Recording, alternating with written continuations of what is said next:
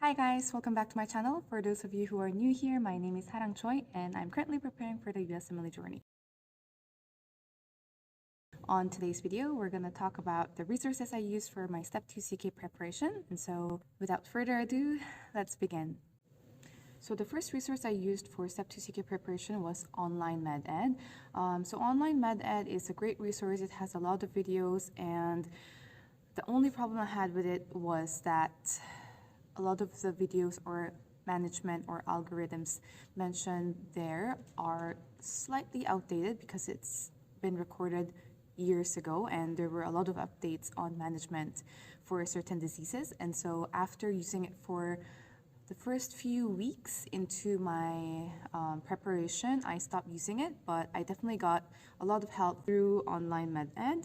So if you go to the Online MedEd website, there are a lot of useful things. So if you go to the website under clinical and go under topics, you will see videos for medicine, neuro, peds, psych, OB-GYN, surgery, like general, subspecialty trauma, biostats, and COVID-19. So all the topics are there that you need. So if you go to cardiology, for instance, you will see that there will be 10 lessons or 10 videos, and it will also show you the number of hours it takes for you to complete them and the questions they provide in the flashcards.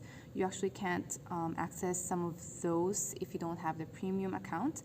They actually provide, I think the first month you can get free access to the premium account for a really low price, but after that you have to pay. But yeah, so that's how things are laid out in the Online MedEd website. And another useful thing that you can find is the schedules. And under Toolkit, you can see study schedules. If you click on that, you will see pre-made study schedules for 2 months, 3 months, and 1 year. So if you click on the 2-month study schedule, it will show you the list of topics and videos that you could complete in 1 day in order to complete all the videos they have and things like that. So those are really useful. And so you can definitely start using Online MedEd when you are not yet in super dedicated period for learning purposes and for reviewing. When you go to the performance section, you will, if you have the premium account, you will be able to see your performance, how well you did, how many videos you watched, how much time you spent on each of the topic, and so that can be very helpful in keeping track of where you are and how much you've completed. But if you don't have the premium account, you will have to pay for it. So if you don't want that, you can just use the videos because all the videos there are for free. So those can be helpful. Just watch out for the ones that may be outdated. Actually, it helps to look at the comments on the video because people do comment under the video about the changes and things like that. So yeah, so that's for Online MedEd. And so I used that for, I think, the first few weeks when I haven't started using Uworld yet. So that was pretty helpful.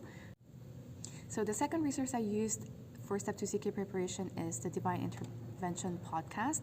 Dr. Divine is such an amazing teacher and instructor. He is always updated with the algorithms and the management, and he continuously upload podcasts that you can listen to, and those are really, really helpful. So if you go to divineinterventionpodcast.com, you will see all the podcasts that he uploads, and if you want to go to see specific topics, you can go click the podcast topics and it will show you USMLE Step 1, USMLE Step 2 CK, and for Step 3, and also for the shelf exams. In my personal opinion, the shelf exams videos can be really helpful before you start Uworld. So if you can go through all the videos under the shelf exams, they can be really great because Step 2 CK exam is divided into 5 different major topics, and those are internal medicine, OB-GYN, psychiatry, pediatrics, and surgery. If you listen to those podcasts, it can be a great help before you start Uworld. And then if you go under USMLE Step 2 CK, there are also all the podcasts listed per topic, and there's also the rapid review if you don't have a lot of time, because the podcasts can be pretty long. So you can listen to the rapid review if you don't have much time.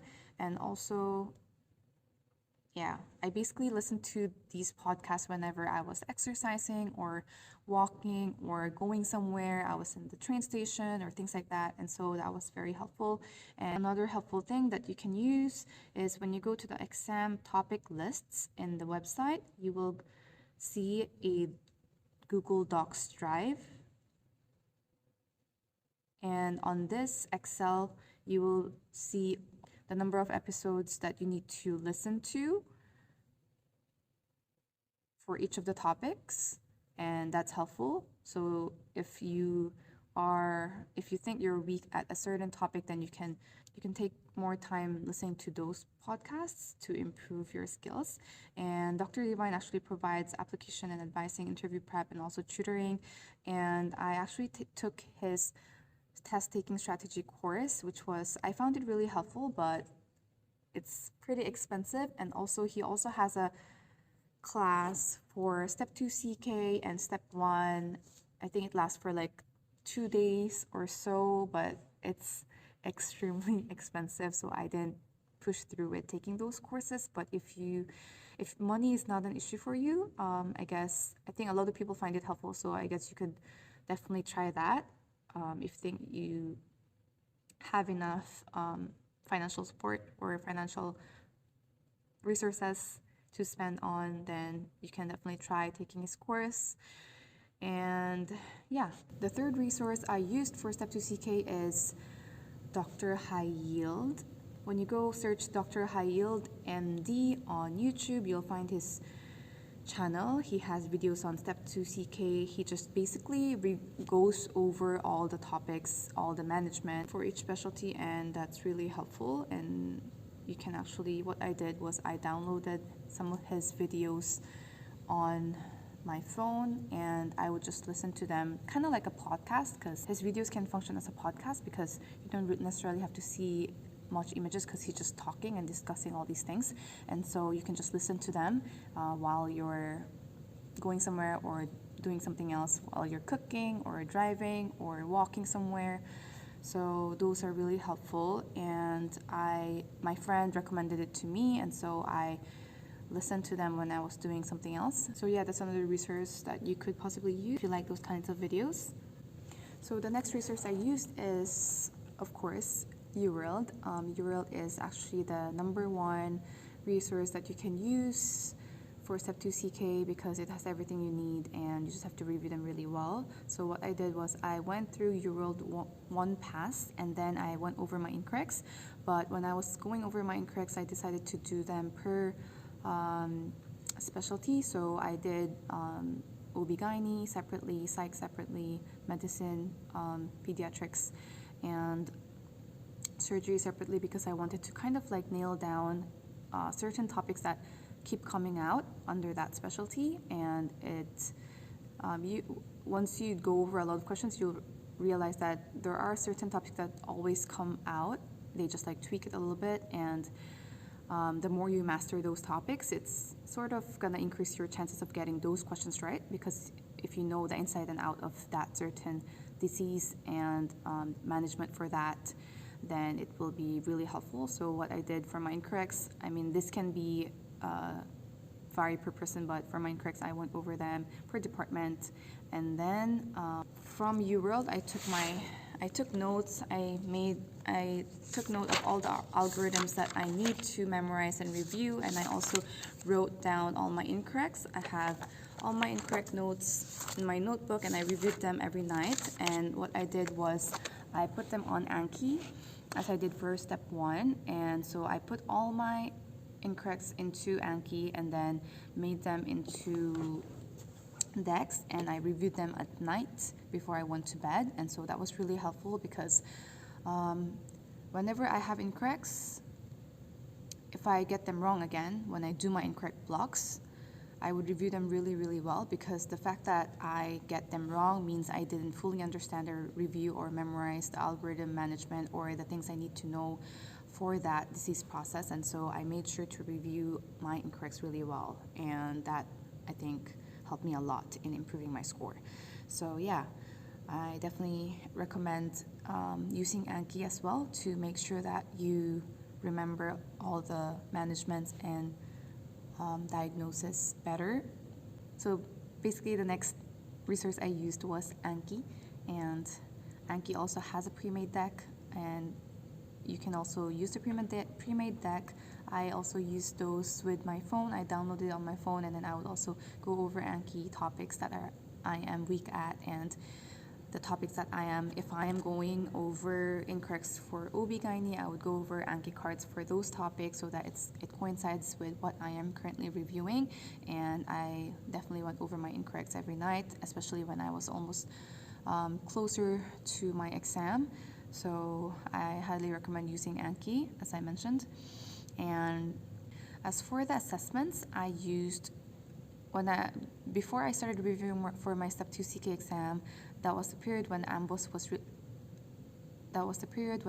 was undergoing the STEP2CK free assessment, and so I took that assessment as my baseline, and I didn't put much weight on it because I felt like the AMBOS self-assessment was very overestimating, and so I just took it just for baseline, but I didn't put much weight on it. And then after reviewing for a while, I would take NBMEs. So I took the old NBME, like NBME 6 and 7. I didn't take the 8 because I didn't find an offline version. And for the NBME 9, 10, and 11, which are the new ones, I actually bought them online, which is pretty expensive. It's $60 per exam, but I wanted to gauge myself properly. So I bought them and took those exams, all 3 of them, and I think I highly recommend you guys to take all of them because it's helpful in seeing how NBME questions and what kind of things that they like testing. You kind of like see a pattern. And then I used Uworld Self-Assessment 1 and 2, and even for STEP2CK, Uworld Self-Assessment 2 is known to be the most predictive, so I recommend you take it last. And I also took the free 120 for STEP2CK, and yeah, I mean, it doesn't really predict much of your score for the free 120, but it's still helpful because the layout is the same with the actual exam. So on the real exam, because during my dedicated, I was studying for 10 to 12 hours a day for like every single day. On the actual exam day, I thought I would feel extremely tired after the exam because it's a 9-hour exam, right? But surprisingly, I didn't feel that tired. Hey guys, I'm finally done with STEP2CK. I thought I would feel super duper tired at the end of the exam, but surprisingly, I'm feeling pretty great right now. Actually, I still have a lot of energy, thankfully. I think it's because I've been just doing question after question each day, like spending hours, extended hours studying for the exam, so I think my body got used to it, so it wasn't so bad.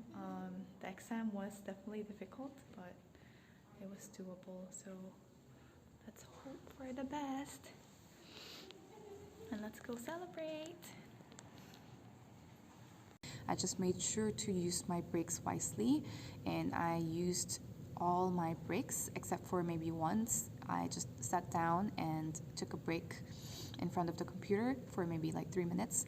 And 2 of my blocks out of the 8 blocks were only 38 questions, so that was very helpful in giving me more time because the question stem can be really long, right? And initially I had a problem with time management because STEP2CK is different from Step 1 in that the length of the question stem is really long, and they give you labs and they give you all these different things. Sometimes they give you like CT scan, MRI, and things like that, although those are sometimes the easier ones. I initially worried about managing my time because I always felt like I was short of time when I was answering blocks, but thankfully during my real exam, I felt like I had good enough time to answer all of them, and I didn't have a lot of the ads and the studies, those questions. I didn't have a lot of them. I only had maybe like 2 or maybe 2 per block, and some of the blocks didn't even have 1. So that was really helpful, and my biostats questions were pretty fair as well. There were definitely questions that were like what? Like very out of the blue. There were also questions that were pretty straightforward. There were questions that were challenging but like manageable. So it was for me, based on my experience, it was half and half, like half of very manageable questions, half of kind of challenging, and maybe 10 to 20% of like where did this come from kind of thing. So just be ready and prepared for anything, and don't panic when you're actually answering questions. Just make sure that if you know that this question is like gonna take you too long, maybe skip it, go to the other questions and complete them first before coming back and completing them. So yeah, so that you don't waste time and get to go over all the questions you need to go over. So yeah, I found them pretty decent and manageable.